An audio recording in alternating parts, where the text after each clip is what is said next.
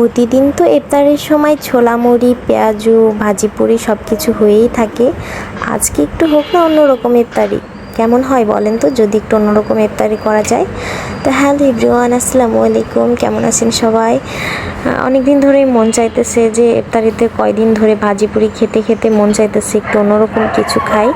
এর জন্যই আমি শুরুতেই সবজি কাটা শুরু করে দিলাম। আপনারা বুঝতেই পারছেন এত সময় যে আমি কি রান্না করব। তো সবজি কাটা শুরু করছি। আমার অনেক দিন ধরে মন চাইতেছিল একটু সবজি খিচুড়ি খেতে, নরম নরম করে লাটকা খিচুড়ি যেটাকে বলে। তো সবজি, এই জন্য সবজি টবজি সুন্দর মতো কেটে নিতেছি। তো আমার ঘরে যে সবজিগুলো ছিল আমি ওগুলো দিয়েই এখন সবজি খিচুড়ি রান্না করব, লাটকা খিচুড়ি যেটাকে বলে। তো এখানে আমি কিছু গাজর টমেটো কেটে নিয়েছি আর কিছু আলুর ফালি কেটে নিব সুন্দর করে। তো আলুর ফালিগুলো একটু আমি বড় সাইজ করে রাখবো যাতে এগুলা লেটকায় না যায়, একটু যাতে আস্তে আস্তে থাকে, একটু খাওয়ার সময় যাতে পাওয়া যায়, ভালো লাগে আর কি খেতে এরকম। যাই হোক, তারপরে এখানে আমার মোটামুটি সবজি কাটা প্রায় শেষ হয়ে গেছে। তো এখন আমি পেঁয়াজ রসুনগুলো সুন্দর করে কেটে নিব। আর পেঁয়াজ রসুনের কাটতে গেলে এই যে ভিতরে যে ইদানিং বাজারে পেঁয়াজ কিনতে গেলে এই ভিতরের কাঠিটা এত বিরক্তি লাগে, এই কাঠির জন্য পেঁয়াজটা কাটতে আমার অনেক বিরক্তি লাগে। আপনাদের কার কার বিরক্তি লাগে জানি না, আমার কাছে খুবই বিরক্তি লাগে পেঁয়াজ কাটতে গেলে। তো যাই হোক, তারপরে এখানে আমি কিছু রসুন টসুন কাঁচামরিচগুলো সব কিছু কেটে নেব। তবে রসুনের একটা ভালো গুণ এখন, যেটা রসুন নতুন রসুন তো একটু কাটতে গেলে অনেক ভালো লাগে, কিন্তু উপরের ছিলাটা ফেলাই দিলেই একদম আরামসে কাটা যায়। যাই হোক, আমার কাছে অনেক ভালো লাগে, আপনাদের কাছে ভালো লাগলে অবশ্যই কমেন্ট করে জানাবেন।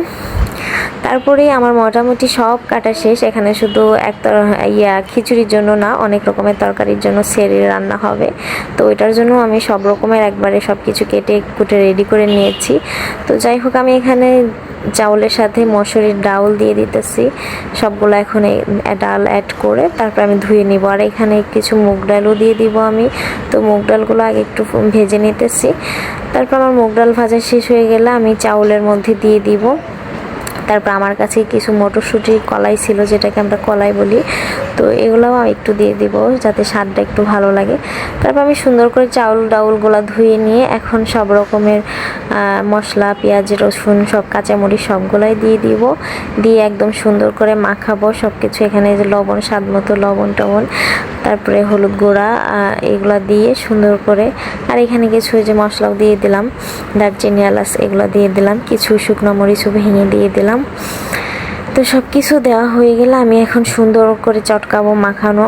আর যত মাখাবেন তত স্বাদ। খিচুড়ি কিন্তু মাখানোতে স্বাদ বেশি হয়, হাতে মাখাইলে সব থেকে বেটার হয়। আর তারপর যদি খিচুড়িতে সরিষার তেল অ্যাড করা যায় তাহলে স্বাদটা আরও দ্বিগুণ বেড়ে যায়, আমার যা মনে হয়।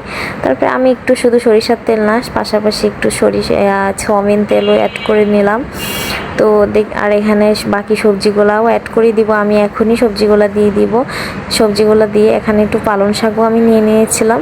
তো সবজিগুলো দিয়ে আমি সুন্দর মতো এগুলো একটু হালকা করে মাখাই নিব। তো দেখতেই পাচ্ছেন অনেক সুন্দর, কিন্তু এখনই মনে হচ্ছে একদম খাওয়ার উপযুক্ত হয়ে গেছে আমার কাছে। যখন আমি খিচুড়িটা মাখাই এরকম চাউলগুলা, তখন ঘ্রাণটা যে বের হয় অনেক ভালো লাগে, দেখতেই পাচ্ছেন কিন্তু অনেক আমি লাগতেছে। তারপরে এখানে আমি পরিমাণ মতো পানি অ্যাড করে দিব। আর যেহেতু আমি লাটকা খিচুড়ি খাবো, তো অনেক পানি, দেখতেই পাচ্ছেন একদম ডেকচি ভরে কিন্তু আমি পানি দিয়ে দিচ্ছি। বাকিটা দেখা যাক রান্না শেষে। আর যাই হোক, এখানে আমার কাছে একটু গতকালের মাংস ছিল, গতকাল মাংস রান্না করছিলাম, তো ওটারই অবশিষ্ট কিছু ছিল। তো ওটাই আমি এখন খিচুড়ির মধ্যে ভাবছি, এখানে এরকম চটকাই নিয়েছি, দেখতেই পাচ্ছেন একদম ধোয়া উঠতেছে, অনেক মজাও লাগতেছে, মনে হচ্ছে এটা দিয়ে ভাত খাইলেও অনেক মজা লাগবে। যাই হোক, এই অবশিষ্টটুকু আমি এখন খিচুড়ির মধ্যে দিয়ে দিয়েছি অলরেডি। খিচুড়িও আমার প্রায় হওয়ার পথে, দেখতেই পাচ্ছেন। তারপর এই পানিটা আর একটু টেনে যাবে, তারপরে আমি খিচুড়িটা নামিয়ে নিব।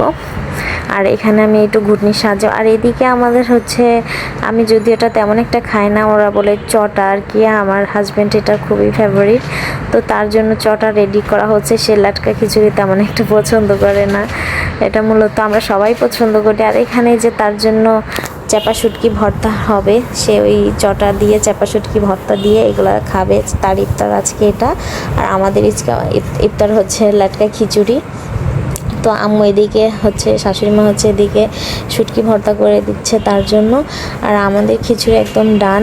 তো আমরা তো টুকিটাকি শরবত যেটা সেটা খেজুর টেজুর মুখে দিয়ে খিচুড়ি খাওয়া শুরু করে দিয়েছি।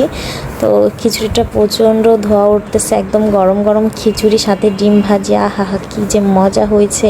আমার মনে হচ্ছিলো এটাই সবচেয়ে বেস্ট হয়েছে ইফতারির মধ্য থেকে, একদম আলাদা একটা ইউনিক কিছু। যাই হোক, আপনাদের কেমন লাগলো আমাদের ইফতারির আয়োজনটা কমেন্ট করে সবাই জানাবেন। তো সবাই ভালো থাকবেন, সুস্থ থাকবেন, আল্লাহ হাফেজ।